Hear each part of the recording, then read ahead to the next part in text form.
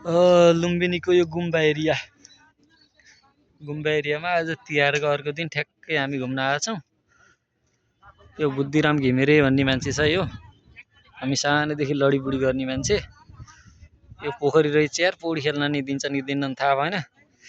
यसो दिने नि यहाँ गएर डुबुल्की मार्न हुन्थ्यो भनेको, डुबुल्की मार्ने मिसन छैन।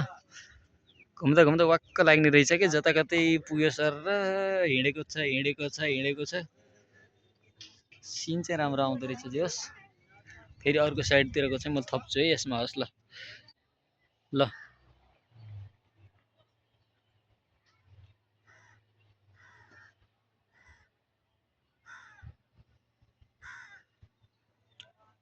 यो लुम्बिनीको यो गुम्बा भएको ठाउँमा आज हामी दुईटा पार्टनर भएर हिँडिरहेछौँ। यो चाहिँ मस्त घुमिरहेछ। यतापट्टि फेरि अर्को गुम्बा रहेछ।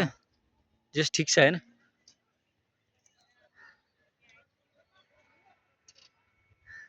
चार 5 मिनट पुराम भनेको पुग्दैन यहाँ। ठिक कहाँ गएर क्लिक गर्ने हो भन्ने हुँदो रहेछ।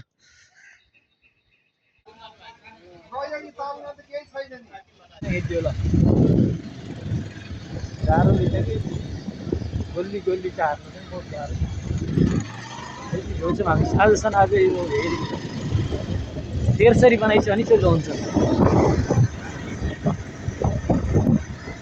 घुम्नुपर्ने कामहरू गर्ने खाने सबै भ्याउँछु र कम हल्लाइछु भने बस्छु मैले यो साइड जानु छ है। घुम्न आउँछु क्या बसेर बसेर मौज गरौँला पोखरी। यहाँ आउनुहोस् न, पौडी खेल्नु बस्नु आउने पोखरी हेर्नु ल गाई, कति राम्रो छ। घुम्न नआए पनि आउने नि त बन्द राम्रो हुन्थ्यो। बन्द गर्दै अब यता हुँदो रहेछ। राति क्लिक गर्दै